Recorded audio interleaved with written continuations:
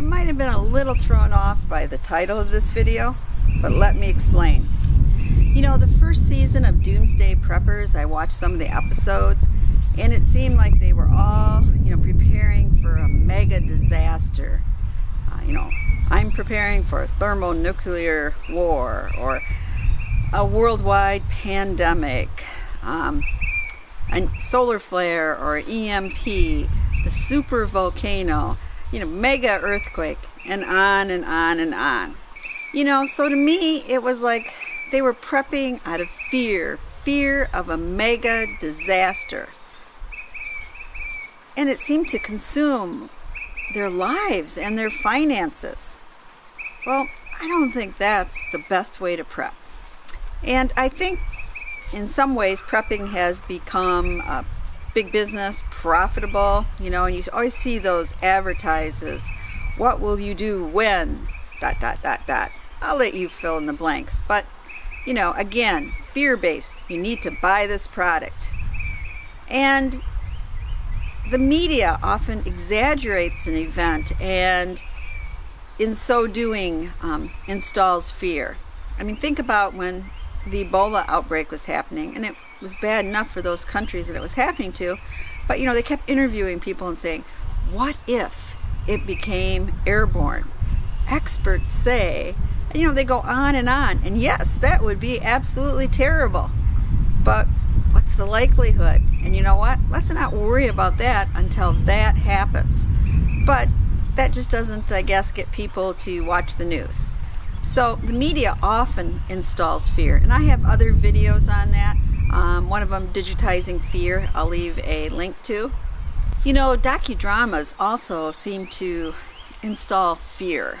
I remember watching, this was back in the early 1980s. My oldest, my daughter, was only a toddler, and my husband and I was watching The Day After. And that was put on by one of the TV stations, and at the time it was the most watched ever TV movie. And it was about what would happen if the US and Russia exchanged nuclear weapons, and afterwards, what would it be like? And it was really gut-wrenching at the time. It really made you think, and it still lasts with me to today. And now there's been a lot of other docudramas.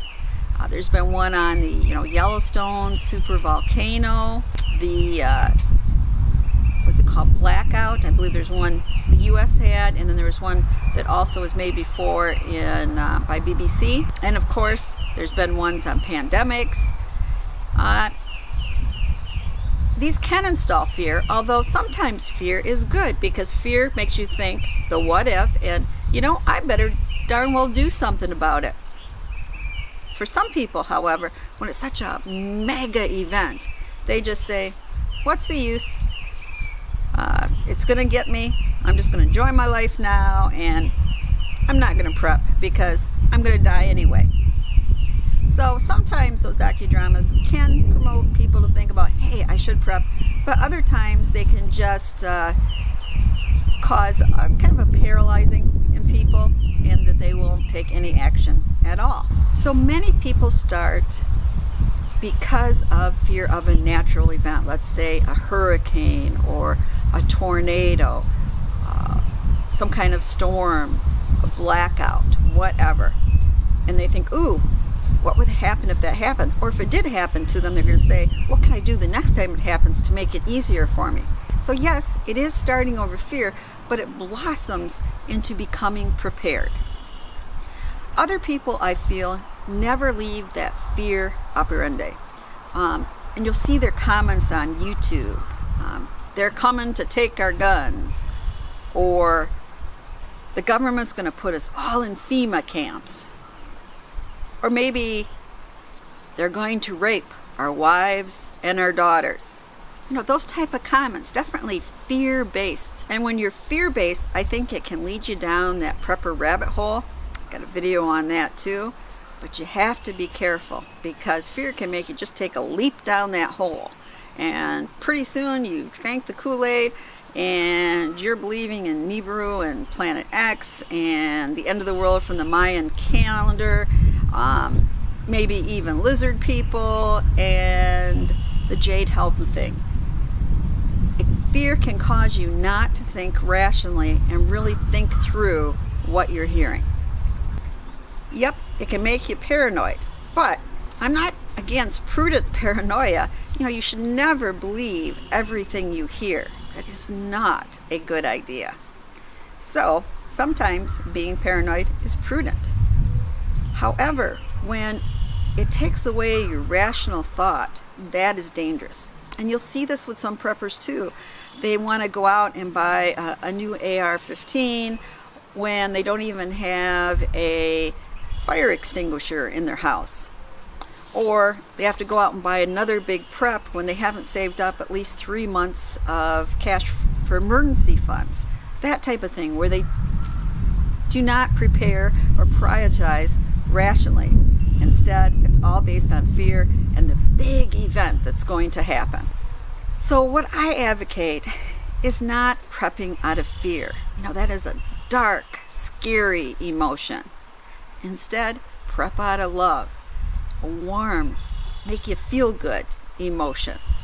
If you prep out of love, you're willing to help others. You might be a 4-H leader, a Boy Scout leader, helping out at church camp, helping your neighbor learn how to can, whatever. You are not just concerned with your immediate self and family. You are there to help your community because you are prepping out of love for others and yourself, not out of fear of what's going to happen. And you know what? You encourage others on YouTube. You say, boy, you're doing a good job, and that's great. I love your kit. Instead of berating them and saying, oh, you forgot this, or that kit, you wouldn't last 5 minutes with that kit, and all those type of comments. Instead, you encourage those around you to prep and be better self-prepared. And to me, if you're prepping out of love, you're a happier person. If you're prepping out of fear, it's scary. You are not in a good place. Prepping out of love means you're enjoying the life that you're living now. You're not always worrying about what's going to come down on you. And maybe a lot of homesteaders have it right because it's just a way of life, prepping. It is not something done because of terrible, terrible events that may happen. So I have to ask, are you prepping because of fear of a big mega disaster? Or are you prepping just to help with everyday life and natural disasters that might happen? Do you prep out of fear or do you prep out of love? Please answer below. And this is Prepper Potpourri saying thank you so much for listening to me. And if you like what I'm saying, thumbs up. And if you don't, let's talk about it down below in the comments. Anyway, I have a video every Tuesday at 6 a.m. with prepping type stuff, and every Thursday 6 p.m. could be cooking, could be gardening. You never know, whatever catches my fancy. So again, thank you so much.